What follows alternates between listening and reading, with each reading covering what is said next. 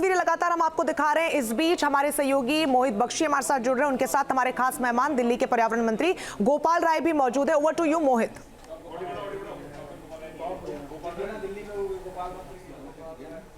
जी गोपाल जी से बात कर लेते हैं। गोपाल जी, इस तरीके की हवा है कि जहर घुल रहा है सांसों में, बच्चे बीमार हो रहे हैं, जिम्मेदार कौन है? सबसे सीधा सवाल। एक ही सरकार जिम्मेदार है, केंद्र की सरकार।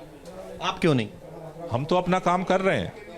हम यही बात तो 2.5 महीने से कह रहे हैं कि जो सरकार काम कर रही है दिल्ली की, उतना भी अगर भारतीय जनता पार्टी की सरकारें काम करती हैं, दिल्ली के चारों, उत्तराखंड में भाजपा की सरकार, हरियाणा में भाजपा की सरकार, उत्तर प्रदेश में भाजपा की सरकार, मध्य प्रदेश में भाजपा की सरकार, राजस्थान में भाजपा की सरकार, केंद्र में भाजपा की सरकार। हम तो 2.5 महीने से काम कर रहे हैं। और इस बात का अफसोस है कि पिछली बार इमरजेंसी सिचुएशन जब आई थी तो हम लोगों ने IIT कानपुर के साथ मिलकर के आर्टिफिशियल रेन का एक्सपेरिमेंट करने का प्लान बनाया। उसमें यह तथ्य सामने आया कि इसके लिए केंद्र सरकार के बहुत सारे विभागों की परमिशन चाहिए। इस साल हमने अगस्त से ही केंद्र सरकार के पर्यावरण मंत्री से निवेदन करना शुरू किया, एक मीटिंग आप बुला लो, जो भी परमिशंस की जो जरूरतें हैं उनको हम पूरा करके रखते हैं। अगर इमरजेंसी, क्योंकि जो स्मॉग की चादर आती है उसको तोड़ने के लिए 2 ही उपाय है, एक्सपर्ट्स का जो ओपिनियन है, एक या तो तेज हवा चले और या फिर जो है रेन को। ऐसे में मैं आपको बताना चाहता हूं कि क्यों भाजपा की सरकार जिम्मेदार है। एक मीटिंग के करने के लिए केंद्र सरकार की, भाजपा सरकार के पास फुर्सत नहीं है। आपको आज मैंने चिट्ठी दोबारा लिखी है एक इमरजेंसी मीटिंग के लिए, आज नहीं लिखी है, इसका सिलसिला बहुत लंबा है। ये पहली चिट्ठी हमने लिखी थी, मैं आपके दर्शकों को दिखाना चाहता हूं। ये पहली चिट्ठी हमने 30 अगस्त को लिखी थी, कोई जवाब नहीं आया। मीटिंग तो बुलाना छोड़ दीजिए। उसके बाद फिर 10 अक्टूबर को ये चिट्ठी लिखी कि एक मीटिंग बुलाइए, केंद्र सरकार मीटिंग बुलाए ज्वाइंट, कोई जवाब नहीं आया।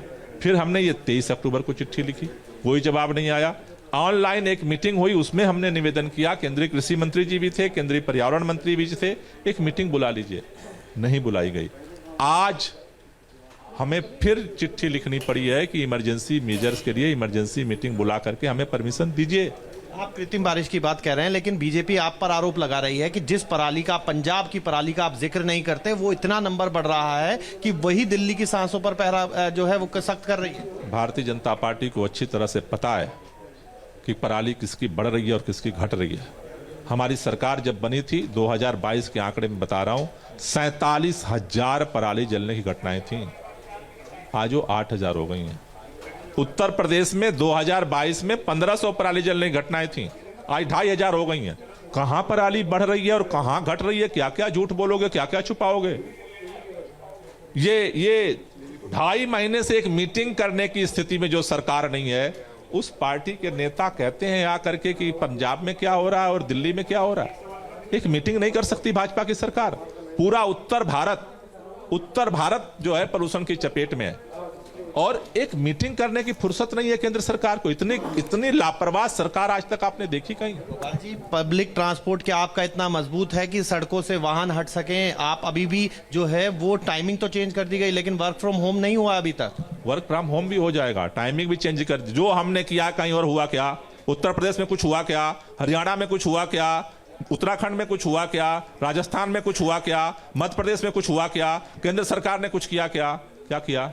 हम तो दिन रात काम कर रहे हैं और जो बचा है वो भी करेंगे। जो तो दिल्ली के पर्यावरण मंत्री को आप सुन रहे थे, जिन्होंने कहा कि किस स्तर पर उन्होंने केंद्र सरकार को लेकर कई बार चिट्ठी लिखी, लेकिन कोई जवाब अब तक नहीं मिला और यही स्थिति इस वजह से राजधानी दिल्ली में हुई। बहुत शुक्रिया गोपाल जी का हमारे साथ जुड़ने के लिए। मोहित, आपका भी बहुत शुक्रिया।